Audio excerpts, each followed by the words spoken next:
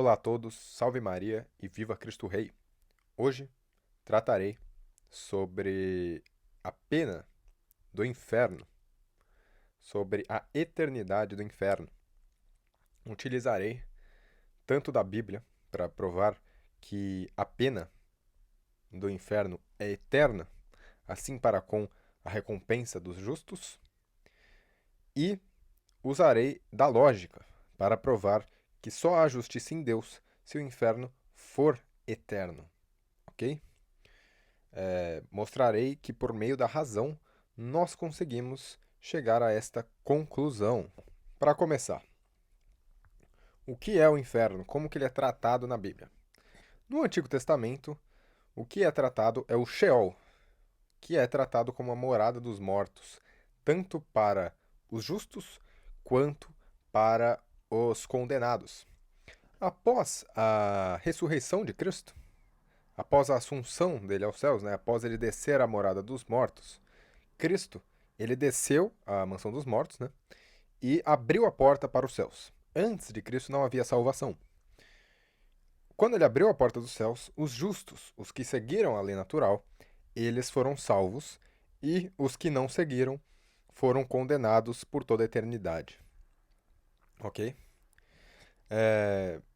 Cuidado com o imaginário construído por Dante, de que ele coloca ali adultos pré-Cristo como Aristóteles, Platão, no limbo. Isso é falso, tá? O Aristóteles e Platão, ou eles estão no inferno, ou eles foram salvos por seguirem a lei natural, mas não é algo que eu irei tratar agora. No Novo Testamento, por sua vez, Jesus ele utiliza de dois termos, que é Geena e Hades, sendo Geena o mais utilizado por ele para o local, né, específico dos condenados, ok? Não é mais a mansão dos mortos.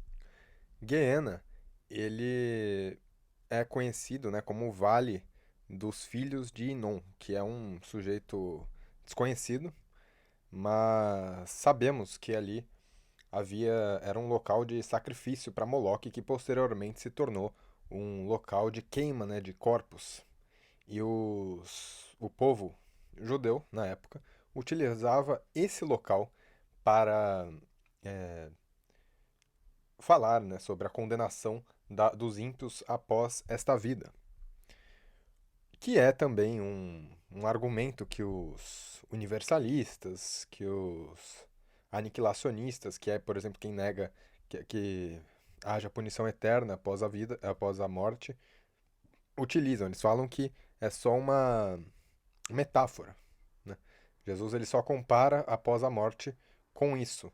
Esse argumento ele é meio frágil porque além de Guiena, Jesus, porque Jesus ele cita o inferno 65 vezes, né, no Novo Testamento. Além de Guiena, Jesus ele utiliza alguns termos para designar esse fogo, esse local, né, das almas que irão os ímpios após a morte. Então a gente vê que é chamado de inferno inferior em 2 Pedro, capítulo 2, versículo 4. Abismo, em Lucas, capítulo 8, versículo 31. Lugar de tormentos, Lucas, capítulo 16, versículo 28. Poncha de fogo, forno de fogo, em Mateus, capítulo 13, versículo 42 ao 50. Fogo indesconível, Mateus, capítulo 3, em outros lugares. Fogo eterno, Mateus 18, versículo 8. E capítulo 25, versículo 41. Judas 7. Escuridão externa, Mateus capítulo 7, versículo 12. E capítulo 22, versículo 13. Névoa ou tempestade das trevas, 2 Pedro, capítulo 2, versículo 17 e Judas 13. O estado dos condenados é chamado de destruição, Filipenses, capítulo 3 e em outros lugares. Perdição, 1 Timóteo, capítulo 6, versículo 9. Destruição, corrupção, Gálatas, capítulo 6. versículo 6, morte, Romanos, e em Apocalipse, em outros lugares, como Apocalipse capítulo 2, versículo 11, segunda morte, ou seja, mais de uma morte, né? Então, o que a Igreja Católica Una Santa Católica Apostólica defende? Que é o credo de Atanásio. Aqueles que fizeram o bem passarão para a vida eterna, e aqueles que fizeram o mal para o fogo eterno. A Igreja definiu repetidamente essa verdade, por exemplo, na profissão de fé feita no Segundo Concílio de Lyon e no decreto da União do Concílio de Florença, né? Abre aspas. As almas daqueles que partem em pecado mortal ou apenas em pecado original descem imediatamente para o inferno para serem visitadas, no entanto, com punições desiguais. E a punição que é tratada em Florença, né, não deixa claro, mas a maioria dos teólogos explica que a punição dos que morrem apenas com pecado original, por exemplo, bebês não batizados, é a ausência, né, não terá a visão beatífica, mas eles não sofrem tormentos sensíveis. Né? Sobre onde fica o inferno, os teólogos, os padres da igreja, eles são muito cautelosos em definir esse tipo de coisa. Então, São João Crisóstomo, por exemplo, ele diz: não devemos perguntar onde está o inferno, mas como devemos escapar dele. Santo Agostinho diz: é minha opinião que a natureza do fogo do inferno e a localização do inferno não são conhecidas por nenhum homem, a menos que o Espírito Santo as torne as conhecidas por uma revelação especial. Pode-se argumentar que hoje já temos revelações especiais sobre a natureza do inferno e não o local dele, né? São Gregório Magno, ele diz: não me atrevo a decidir essa questão. Alguns pensam que o inferno está em algum lugar na Terra, outros acreditam que está sob a Terra. E veja que São Gregório, ele inclusive ele fala que não se atreve a decidir essa questão, né? Tipo, ele realmente vê uma capacidade dele, como sumo pontífice, de decidir essa questão. Gente, do que o Supra Xandão, ele fez um vídeo aí falando, reagindo àquele herege lá do Rômulo Ribeiro, de que, você acha que Yeshua, ele vai te mandar pro inferno pro diabo ficar te espetando com um espeto? Não, Xandão. O diabo, a Bíblia deixa claro que ele será atormentado no inferno também. E que os ímpios serão atormentados no mesmo inferno de Satanás e seus anjos. E eu vou provar aqui que a Bíblia é explícita que o inferno é eterno. Vamos lá. Em Apocalipse, capítulo 14, versículo 11, capítulo 19, versículo 3 e capítulo 20, versículo 10, os tormentos, deixa claro que os tormentos dos condenados durarão para todo sempre. Eles são eternos, assim como as alegrias do céu. Mateus capítulo 25, versículo 46. Sobre Judas, né, que é consenso dos padres de que esse versículo se refere a Judas, abre aspas, seria melhor para ele se aquele homem não tivesse nascido. Mateus capítulo 26, versículo 24. Mas isso não teria sido verdade se Judas fosse libertado do inferno e admitido na felicidade eterna. Novamente, Deus diz dos condenados: o seu verme não morrerá e o seu fogo não será apagado. Ou seja, em Isaías, né, capítulo 66, e Marcos, capítulo 9, versículo 43. O fogo do inferno é repetidamente chamado de o fogo do inferno é repetidamente chamado de eterno.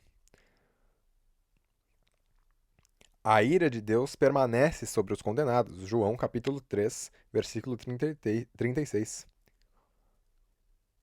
Eles são vasos de ira divina. Romanos capítulo 9, versículo 22. Eles não devem possuir o reino de Deus. Prova mais de que não há, né, não há como eles sair do inferno, né? Depois de uma certa pena paga. E isso é evidentemente declarado pelos santos padres do primeiro milênio, do início ali do cristianismo, dos mártires, né? Que eles estavam dispostos a sofrerem tormentos sensíveis temporários para se livrarem do tormento eterno que eles sofreriam no inferno. Esses versículos que eu demonstro que falam de castigo eterno, né, como Mateus 25, a palavra usada em grego é aionios, que é a mesma para quem é salvo. Então, é muito difícil você falar, tipo, por isso que a maioria dos teólogos, tanto protestantes quanto católicos nem pode não acreditar que é eterno, né? Mas, tipo, durante toda a igreja, ninguém teve alguma dúvida sobre essa questão. Tiveram algumas ambiguidades de certos padres, mas isso daí é outra história, tá? Mas, mesmo entre os protestantes, a maioria sempre foi um consenso de que o inferno é eterno, porque essa palavra, aionios, para a vida eterna, né? Ela é utilizada tanto para os condenados quanto para os salvos. E como que você vai distinguir essas coisas, meu Deus? Por que que Jesus ele utiliza a mesma palavra para ambos? É evidente no Antigo Testamento, em Daniel, capítulo 12, versículo 2, fala: muitos dos que dormem no pó da terra ressuscitarão, uns para a vida eterna, outros para a vergonha e o horror eterno, né? Então não há uma distinção, diz que ambos irão para essa eternidade de tormentos. Então, a base para negar que o tormento seja eterno é realmente uma base completamente humanista. Então, eu não tenho capacidade de entender por que que Deus condenaria alguém eternamente.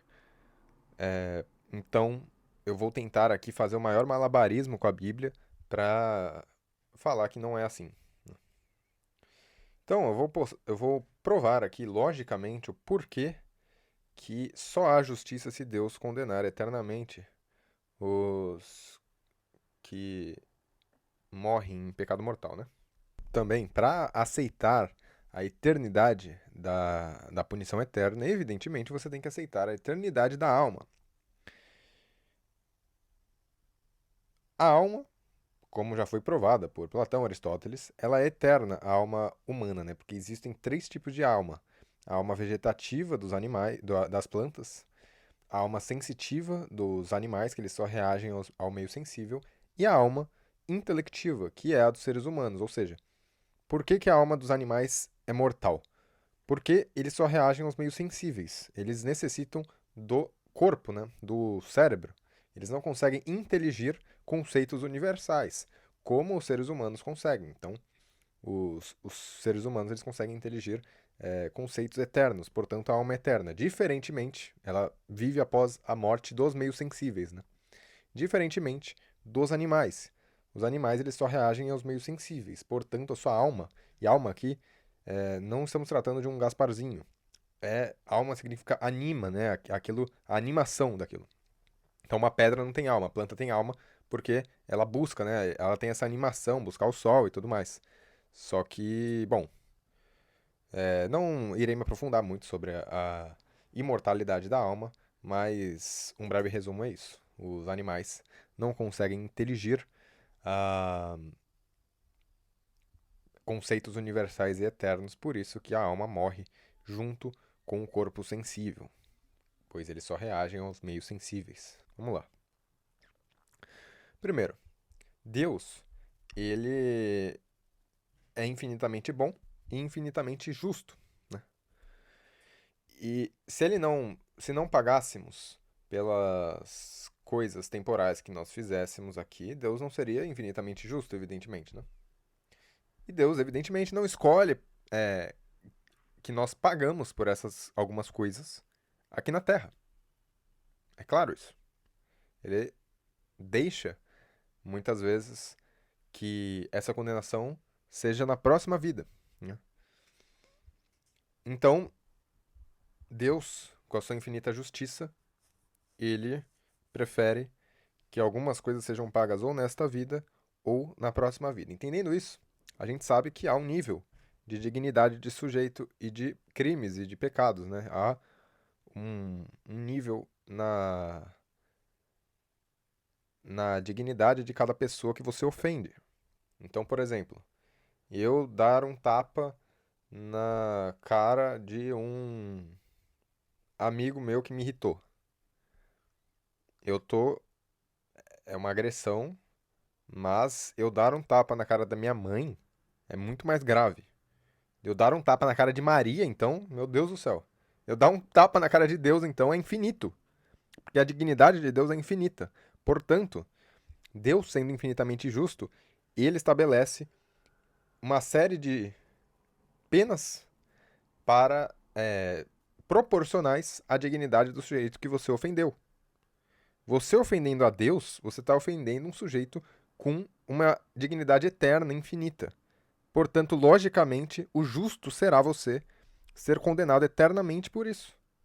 Vou ler aqui um texto do Neil Advent, que ele faz de maneira lógica uma prova absolutamente certeira sobre qualquer objeção do inferno não ser eterno. Abre aspas. A objeção é feita de que não há uma proporção entre o breve momento do pecado e uma punição eterna. Mas por que não? Certamente admitimos uma proporção entre uma boa ação momentânea e sua recompensa eterna. Não é verdade. Uma proporção de duração, mas uma proporção entre a lei e sua sanção apropriada. Novamente, o pecado é uma ofensa contra a autoridade infinita de Deus, e o pecador está de alguma forma ciente disso, embora imperfeitamente. Assim há, no pecado, uma aproximação à malícia infinita que merece uma punição eterna. Finalmente, deve-se lembrar que, embora o ato do pecado seja breve, a culpa do pecado permanece para sempre, pois na próxima vida o pecador nunca se afasta de seu pecado por uma conversão sincera. Além disso, é contestado que o único objetivo da punição deve ser reformar o malfeitor. Isso não é verdade.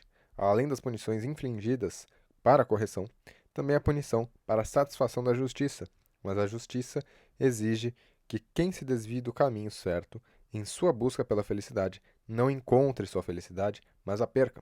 A eternidade das dores do inferno responde a essa demanda por justiça, e além disso, o medo do inferno realmente detém muitos.